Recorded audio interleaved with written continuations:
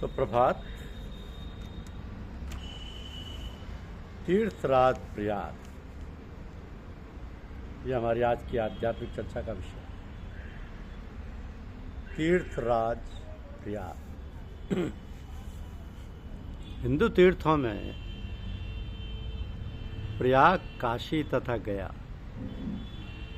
अत्यंत महत्वपूर्ण तीर्थ माने जाते हैं। ये तीनों तीर्थ अपनी ख्याति के कारण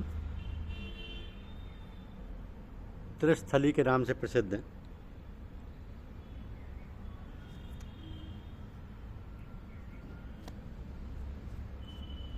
नारायण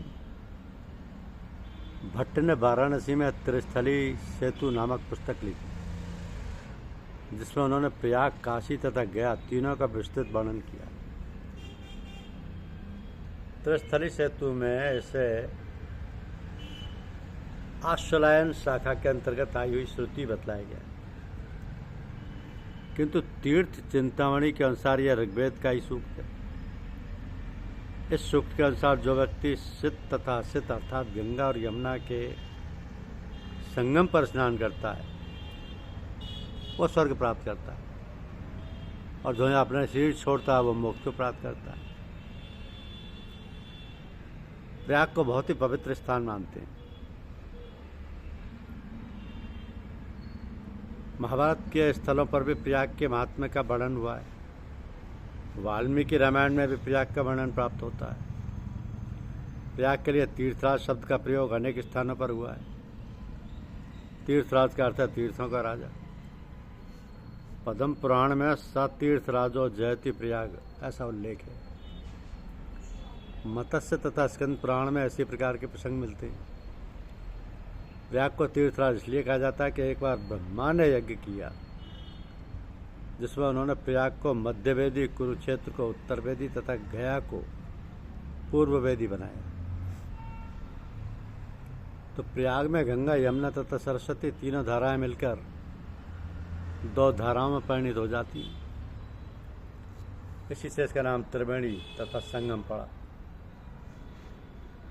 मत्स्य पुराण में ऐसा प्रसंग प्राप्त होता है कि प्रयाग तीर्थ के दर्शन मात्र अथवा स्मरण मात्र से मनुष्य पापों से मुक्त हो जाता है।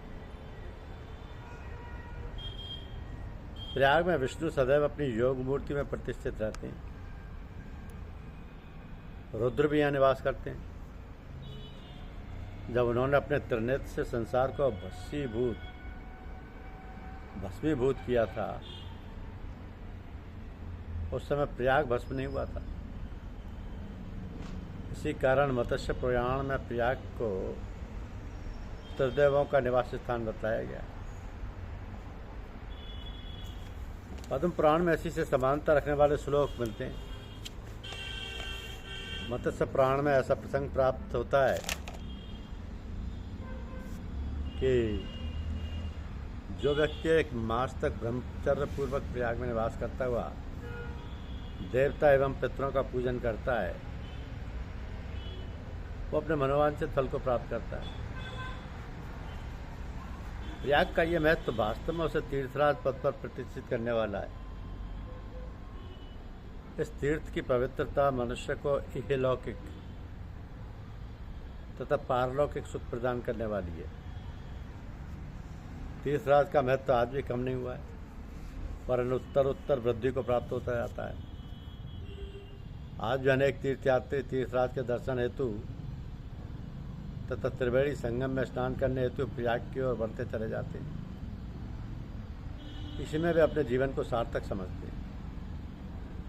भारत का कोई भी ऐसा व्यक्ति नहीं है जो तीर्थराज प्रयाग के नाम को सुनकर नतमस्तक नहीं हो जाता।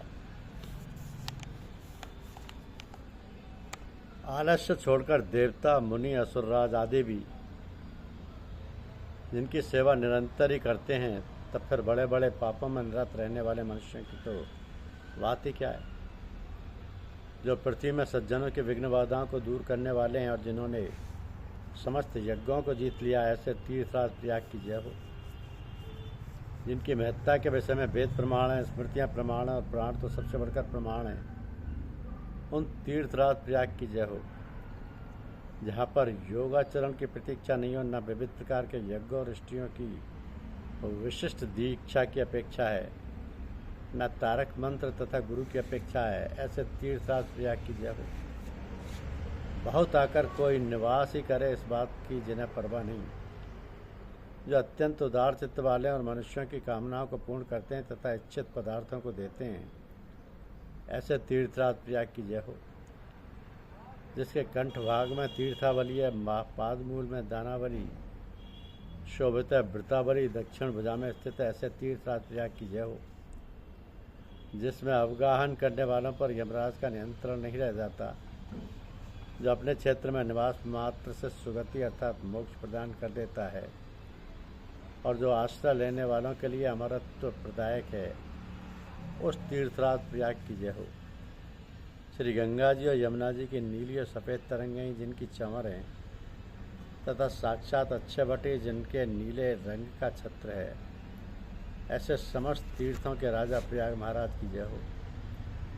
अयोध्या, मथुरा, माया, काशी, कांची, अवंतिका, द्वारका, ये जो 7 प्रसिद्ध पुरियाँ हैं, वे तीर्थों के महाराजा प्रयाग की आज्ञाकारिणी पटरानियाँ हैं।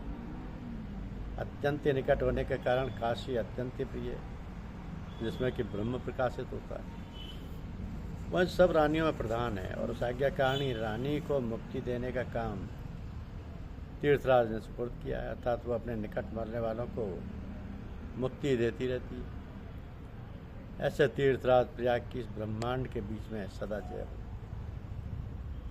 धन्यवाद। यूट्यूब चैनल को लाइक और सब्सक्राइब अवश्य कीजिए। शुक्रिया।